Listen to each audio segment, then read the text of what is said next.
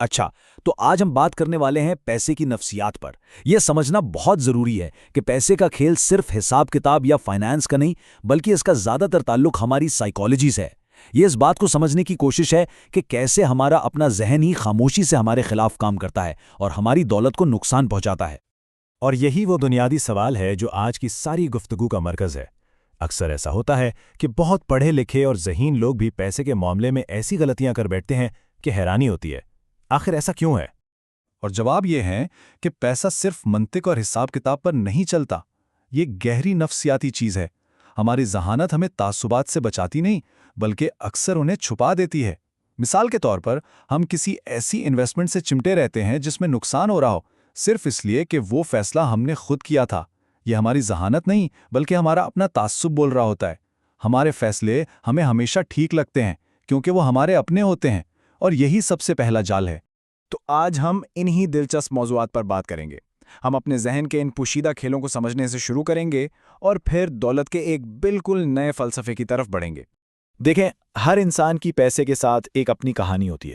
کسی کے مالی فیصلے چاہے وہ دوسروں کو کتنے ہی عجیب کیوں نہ لگیں، خود اس شخص کو بالکل ٹھیک لگتے ہیں۔ کیوں؟ کیونکہ وہ فیصلے اس کی زندگی کے منفرد تجربات سے بنے ہوتے ہیں۔ اس کا بچپن، اس کا خاندان، یہاں تک کہ وہ کس ملک میں پلا بڑھا، یہ سب چیزیں مل کر پیسے کے بارے میں اس کی سوچ بناتی ہیں۔ اس مثال کو دیکھیں، دو لوگ ایک ہی انویسٹمنٹ کو دیکھ کر بالکل الٹ فیصلے کر سکتے ہیں۔ ایک خریدے گا، دوسرا بیچے گا، اور مزے کی بات یہ ہے کہ دونوں میں سے کوئی بھی غلط نہیں ہے، وہ بس الگ الگ کھیل کھیل رہے ہیں۔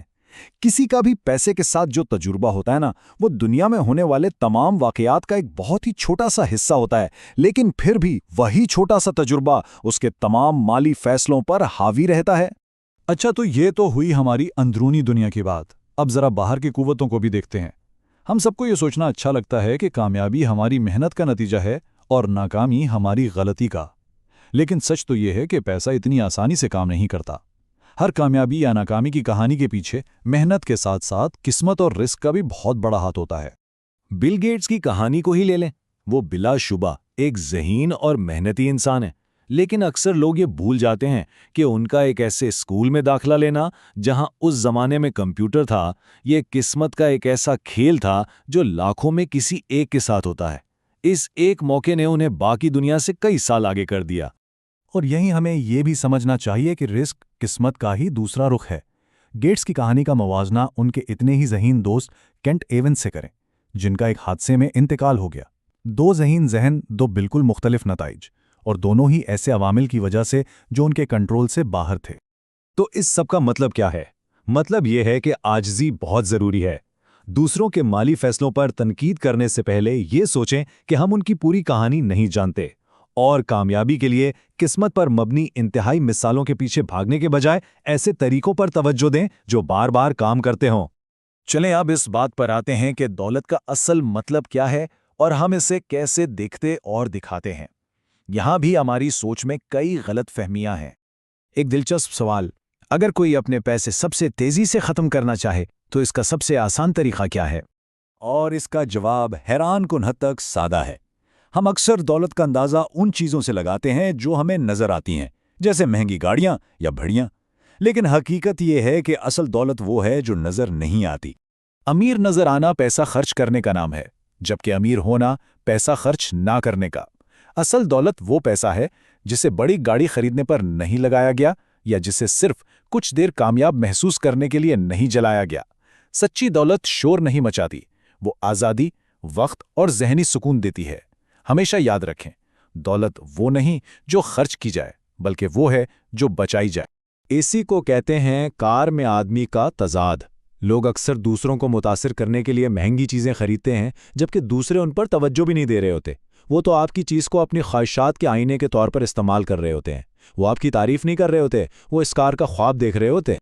تو ٹھیک ہے، یہ ساری باتیں تو سمجھ آ گئیں۔ اب سوال یہ ہے کہ کیا جائے، دولت بنانے کی صحیح حکمت عملی کیا ہے؟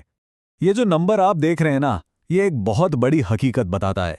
وارن بفیٹ کی اصل طاقت ان کی ذہانت یا بہترین اسٹاک چننا نہیں ہے، ان کی اصل طاقت ہے وقت اور صبر۔ بفیٹ کی زیادہ تر دولت اس لیے نہیں بنی کہ انہوں نے بہت بڑے منافع کمائے، بلکہ اس لیے کہ انہوں نے بہت جلدی شروع کیا اور بہت لمبے عرصے تک کھیل میں ٹکے رہے۔ कंपाउंडिंग की ताकत बिल्कुल एक बलूत का दरख्त लगाने जैसी है। पहले साल कुछ खास नहीं होता, 10 साल बाद वो एक ठोस दरख्त लगता है और 50 साल बाद वो एक बहुत बड़ा और ना हिलने वाला पहाड़ बन जाता है। इसकी बढ़ोतरी कई सालों तक बहुत सुस्त और खामोश रहती है और फिर अचानक ये एक ना रुकने वाली कुव्वत बन जाती है। और इस लंबे सफ़र में मार्केट का उतार चढ़ाव लाजमी है, लेकिन इसे किसी सज़ा या जुर्माने के तौर पर ना देखें। ये उस खेल में दाखिले की फ़ीस है। ये कीमत पैसों की नहीं बल्कि जज्बात की होती है। अक्सर लोग समझते हैं कि मार्केट गिरने पर उन्होंने कोई गलती की है, लेकिन ऐसा नहीं है। ये वो कीमत है जो लंबे अरसे में मुनाफा कमाने के लिए अदा करनी पड़ती है। ये एक फ़ीस है, जुर्माना नहीं। एक और अहम बात यह है कि अमीर बनना और अमीर रहना ये दो बिल्कुल मुख्तलिफ चीज़ें हैं।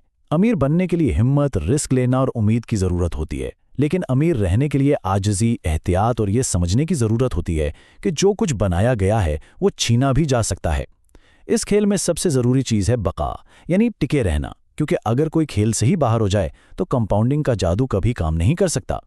तो दौलत का हतमी मकसद क्या है? महंगी चीजें नहीं, इसका असल मकसद है खुद मुख्तारी, अपनी जिंदगी पर कंट्रोल का एहसास। ये सबसे बड़ा मुनाफा है जो पैसा दे सकता है। और आखिर में सारी बात उसी एक लफ्ज़ पर आकर ख़त्म हो जाती है, आज़ादी। अपने वक्त पर कंट्रोल रखना, इंतखाब करने की गुंजाइश होना और अपनी शराइत पर ज़िंदगी गुजारना, यही हकीकी दौलत है। तो आखिर में ये सवाल हर एक को खुद से पूछना चाहिए कि क्या कोई सिर्फ अपने पैसों के लिए मंसूबा बना रहा है या अपनी जिंदगी के लिए? क्या कोई अमीर नजर आने का खेल खेल रहा है या हकीकी आज़ादी हासिल करने की कोशिश कर रहा है?